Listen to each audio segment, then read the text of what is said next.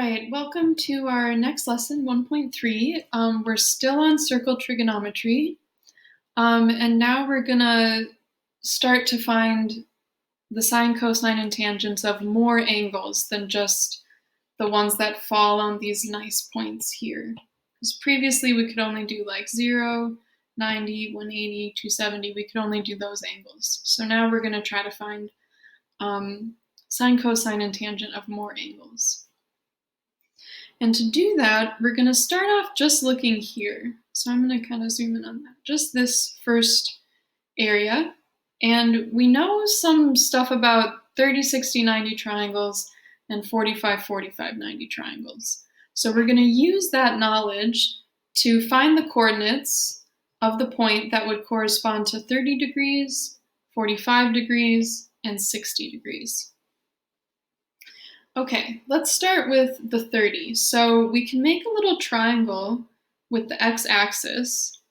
And remember that we just need to find the coordinates. Whatever this distance is the x distance. And this distance is the y distance. So x, y. Okay, so I've brought this triangle over here so we can see it a little bit better.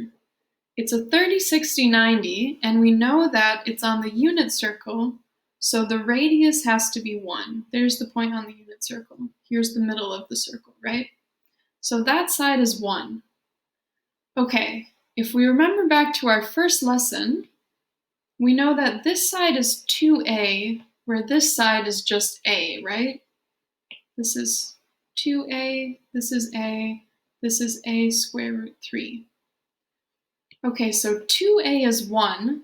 To get from this side to this side, I need to divide it in half. So if this is 1, then this side would be just 1/2, right? Rearrange this. Okay, the short side is half the hypotenuse for every 30, 60, 90 triangle. Then, now we know that a is 1/2, we can find that a square root 3 would be 1/2 square root 3, or we often write that as square root 3 over 2.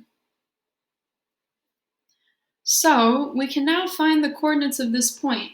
The x distance is square root 3 over 2, and the y distance is 1/2. All right, let's try it with 45. So this is here's the center of our circle. Here's the point on the circle that we want. We know the radius is 1.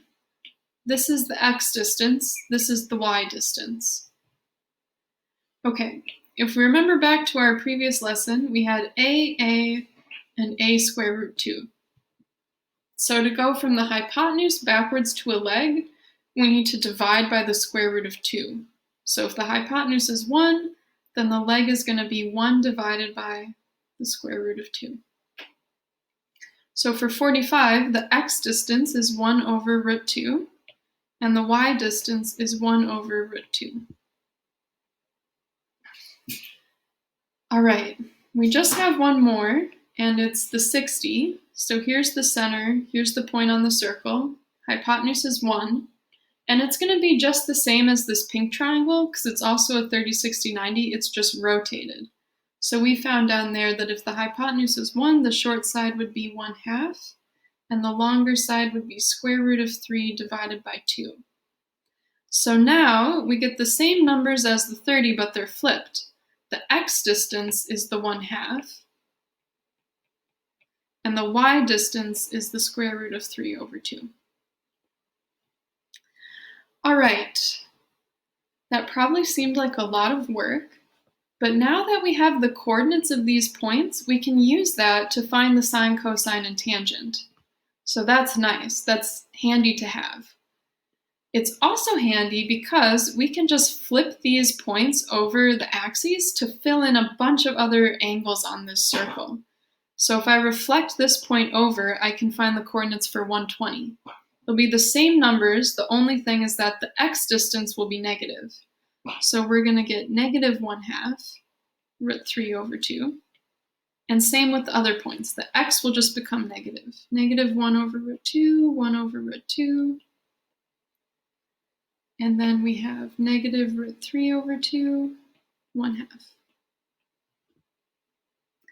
Okay, if we take these points and flip them down here, the x is going to stay the same, but the y will become negative because now we're in the negative y area. So if I flip the pink point, I get negative root 3 over 2, 1/2. X stays the same. For the yellow, oh, I'm sorry. I made the x negative there. Positive root 3 over 2, negative 1/2. The y becomes negative. The yellow point will be 1 over root 2, negative 1 over root 2. And the green will be 1/2, negative root 3 over 2. I'm just taking this point and flipping it down. And then finally, over here, the numbers are all going to be the same, but they're both negative, because in this area, x is negative and y is negative. So negative root 3 over 2, negative 1/2. Negative 1 over root 2, negative 1 over root 2. Negative 1/2, negative root 3 over 2. All right, and now we have coordinates for a bunch of angles on our unit circle, and we can use those to find trig values. So we're going to use these same definitions for our trig values to find some trig values. Okay, we're going to use the unit circle to find each trig function. So sine of 150. Basically what we want to do is we want to find 150 on our unit circle, so that's right here. The sine is the y-coordinate, so that would be 1/2. So we can just read it right off of the unit circle. The sine is the y, and the y-coordinate of that point was 1/2. All right, now let's try negative 225. Okay, so a positive 225 would be not the first section, not the second section, but halfway through the third section. But we want to go negative, so let's go the other way. Not the first section, not the second section, halfway through the third section. So negative 225 is going to fall right here. And we wanted the cosine, so that's the x-coordinate, so negative 1 over root 2.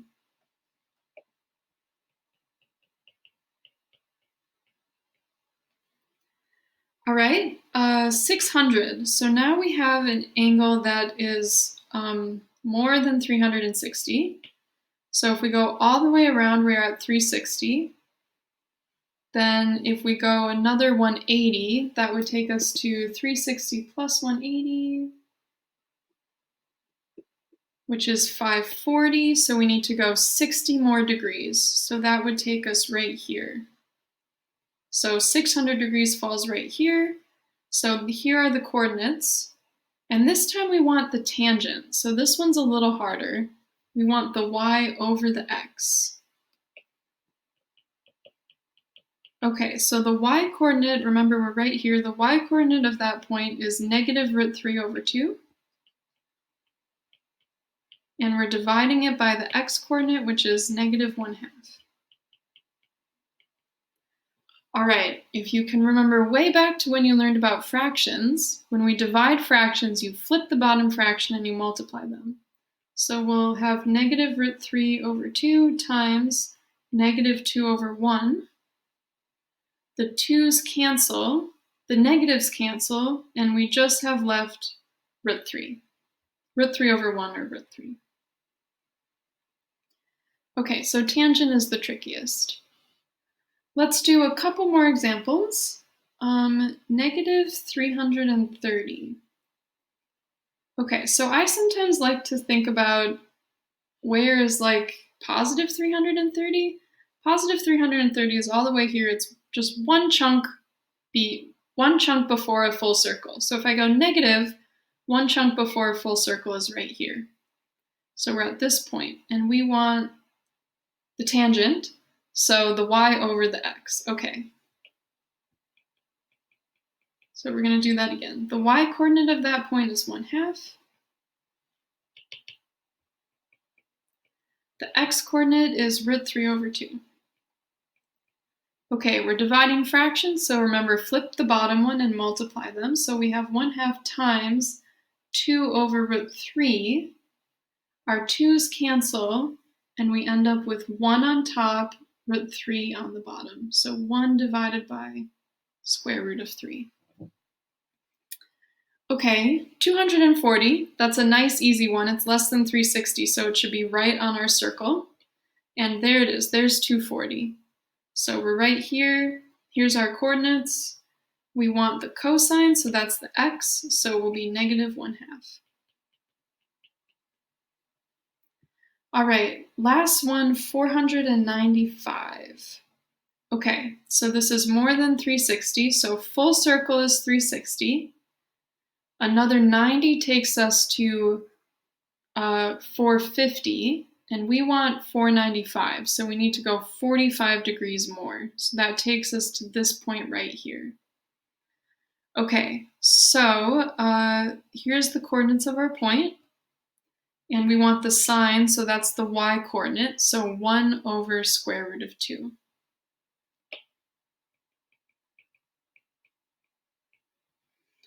All right, and that's it. So that's an overview of first how you can fill in the coordinates of the points on the unit circle, and then how once you have those filled in, you can use the unit circle to find trig values for lots of different angles.